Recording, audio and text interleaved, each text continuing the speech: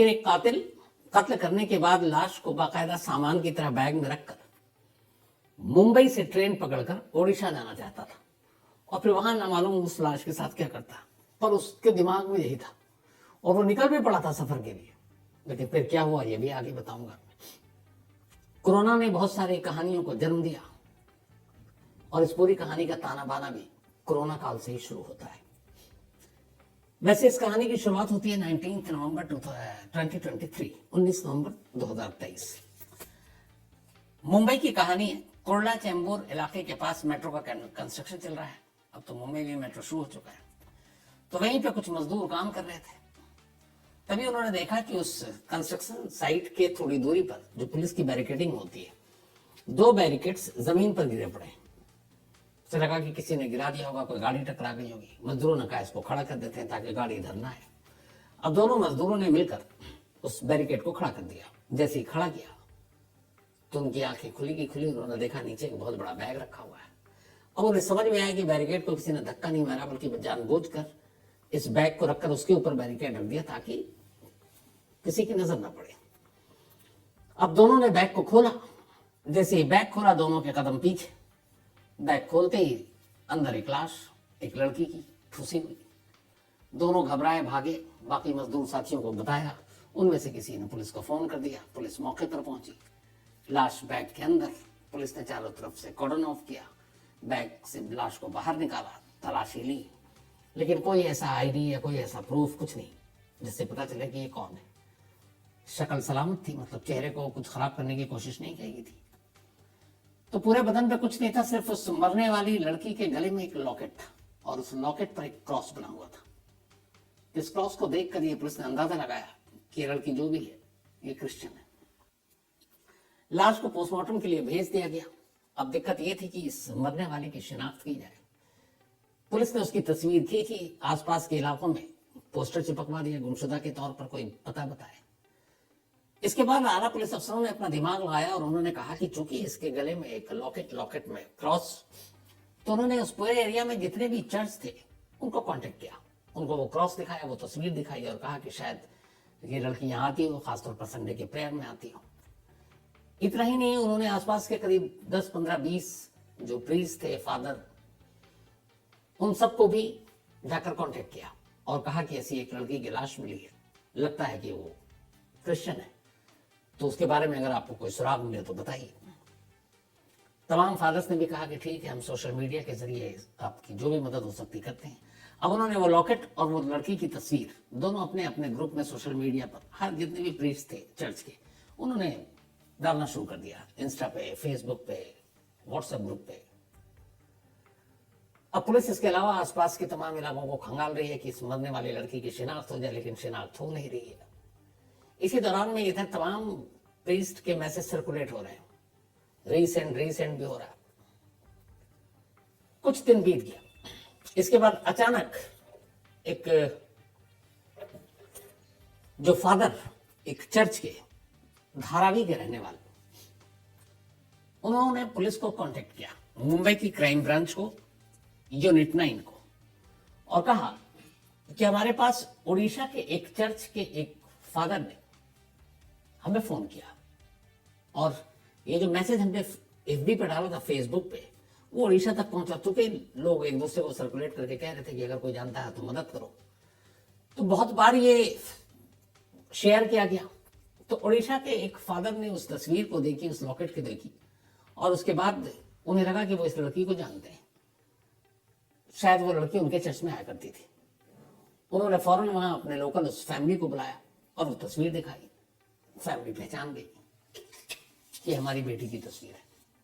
उन्होंने नाम बताया, प्रतिमा पावल किसपट्टा, उम्र 25 साल, ओडिशा के रहने वाली।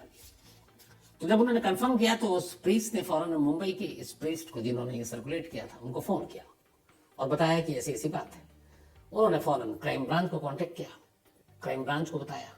उन्होंने कहा कि आप उनकी फैमिली से हमारी बात करा दीजिए। अब क्राइम ब्रांच की टीम ने उड़ीसा में उनकी फैमिली से बातचीत की, फिर फैमिली मुंबई पहुंच गई। लाश उनके सुपुर्द कर दिया गया। पोस्टमार्टम रिपोर्ट आ चुकी थी, पता चला गला घोंट कर मारा गया है। अब पुलिस को लाश की शिनाख्त तो पुलिस कर चुकी थी, लेकिन कातिल कौन था? अब पुलिस ने इस बारे में छानबीन शुरू की। उन्होंने लड़की के घर वाले यानी कि प्रतिमा के घर वालों से पूछा कि आपको किसी पर शक है।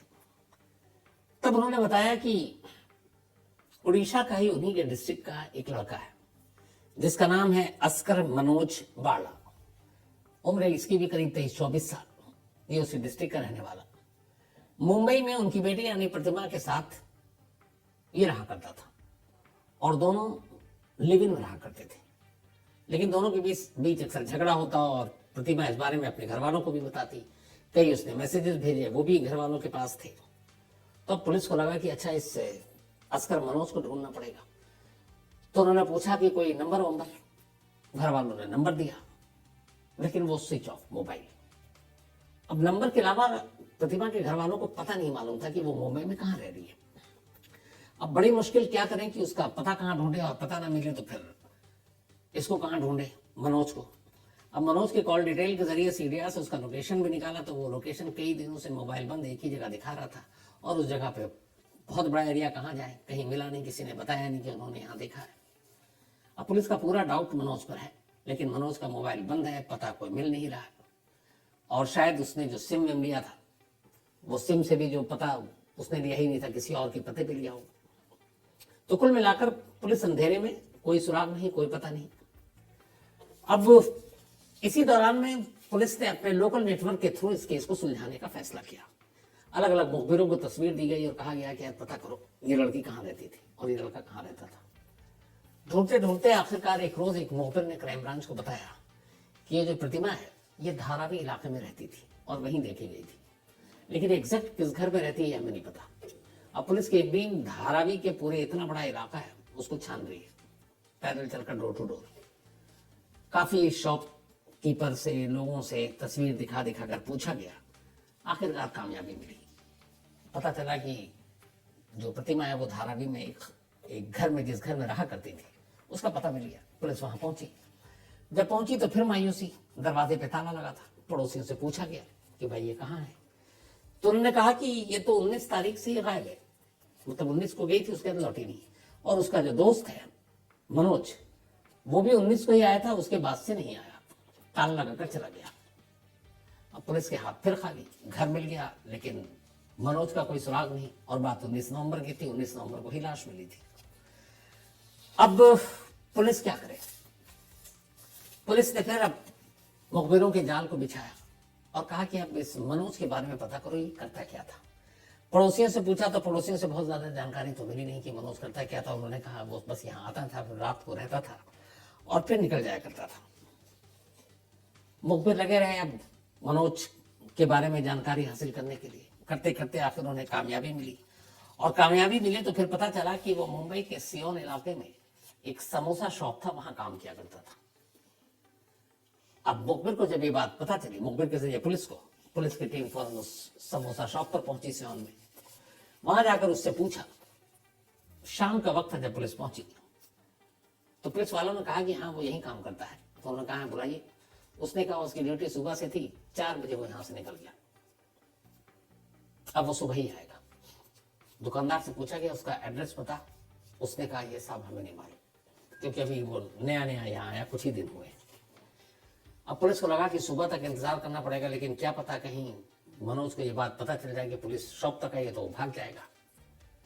तो पुलिस ने कहा कि चलो आसपास के सीसीटीवी फुटेज को खंगालते हैं। और अभी तक नाम के अलावा चेहरा भी पूरी तरह से नहीं था पुलिस के पास। अब पुलिस ने सीसीटीवी फुटेज को खंगालना शुरू किया। शॉपकीपर को पूछा तो उसने कहा हाँ ये है मनोज, क्योंकि उसी के शॉप के आगे दुकान के बाहर सीसीटीवी लगा हुआ था।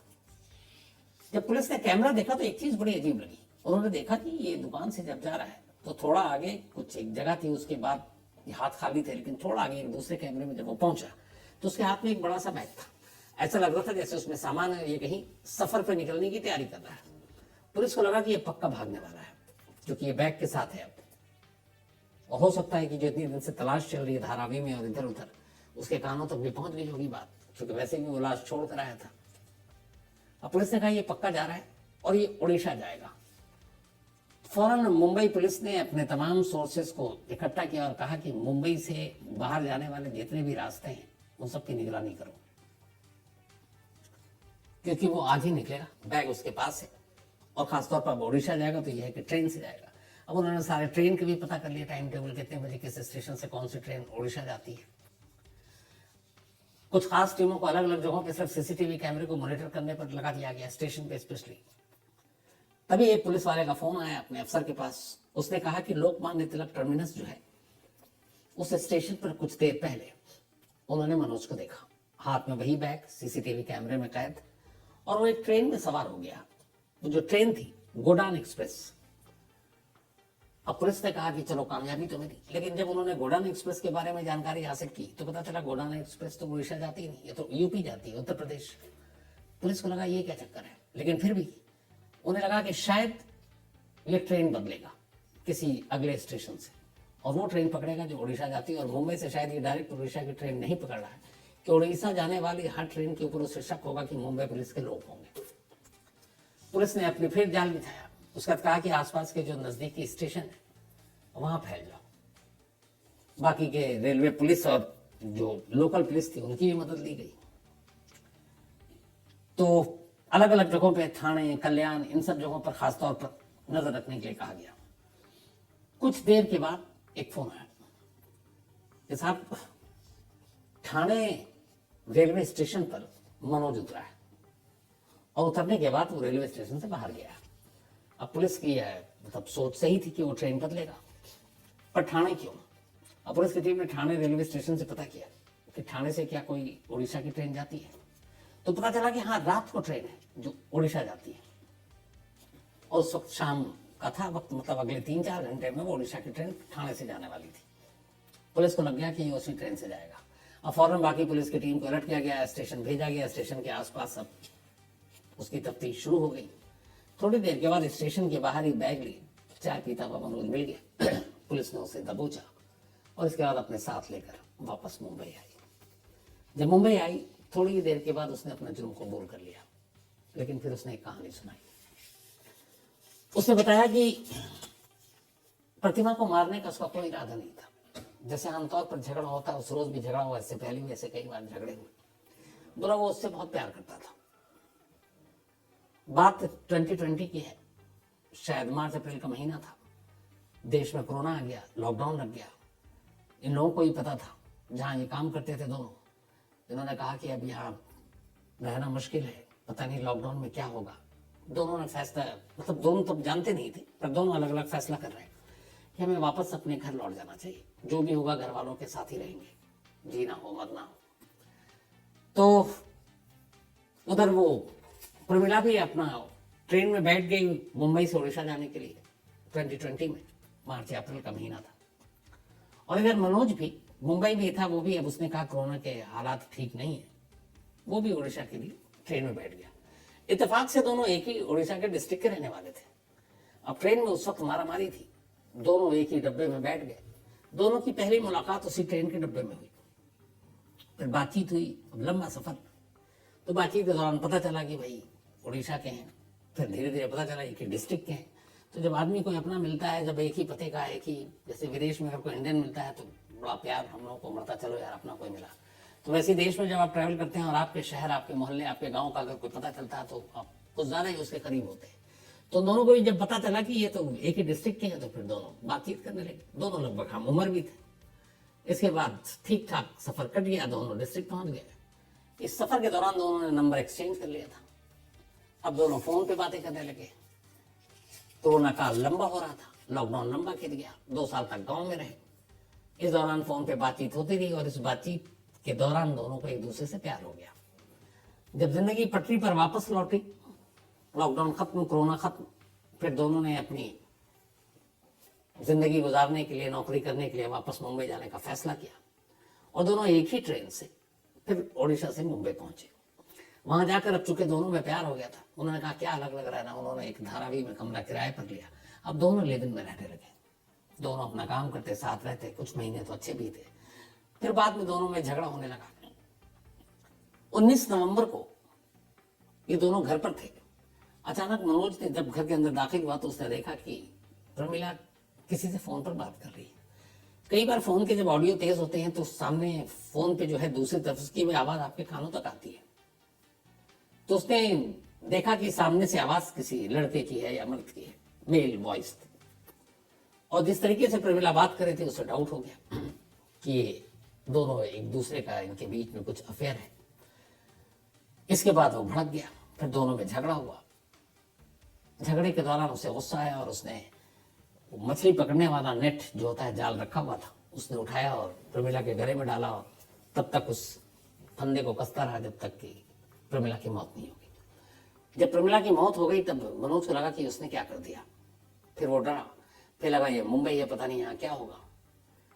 फिर उसने तय किया कि नहीं, यहां से बाहर निकलेंगे और इसको अपने साथ ले जाएंगे। उसने एक बड़ा सा बैग लिया, उस बैग में प्रमिला की लाश रखी और लाश रखने के बाद अब उसने कहा कि वो सीधे स्टेशन जाएगा और ट्रेन से वापस उड़ीसा पहुंचेगा। वो घर से निकला ऑटो से, लेकिन एक थोड़ा ही आगे क्या देखा कि कुछ बैरिकेड्स लगे हुए पुलिस वाले हैं। वो घबरा गया, कहीं पुलिस वालों ने अगर बैग खोल दिया तो क्या होगा। फिर उसे ख्याल है अगर रेलवे स्टेशन पे बैग खुलवा दिया तो क्या होगा। तब उसने कहा नहीं, ऐसा नहीं हो सकता। उसने जहां पे भी था उसने वो ऑटो रुकवाया, बैग लेकर उतरा। सुनसान जगह थी, रात का वक्त। तभी उसने देखा यहाँ पे एक बैरिकेड लगा रहा है और मेट्रो का कंस्ट्रक्शन चल रहा है, कोई है नहीं। तो उसने बैग वहीं किनारे रख दिया और उसके ऊपर बैरिकेड्स को गिरा दिया और वापस घर लौट आया। फिर उस घर पे ताला लगाकर वो निकल गया, क्योंकि उसे मालूम था कि अगर लाश मिलेगी ही मिलेगी तो फिर बात उस तक पहुंचेगी। और उसके बाद वो गायब हो गया। उसने पुलिस से कहा कि मैं उसको मारना नहीं चाहता था, लेकिन गुस्से में पता नहीं क्या हुआ और मैंने मार डाला। तो ये थी सोशल मीडिया के थ्रू एक लाश की शिनाख्त, कोरोना के दौरान पनपी एक मोहब्बत और फिर शक की वजह से एक कत्ल, उसकी कहानी।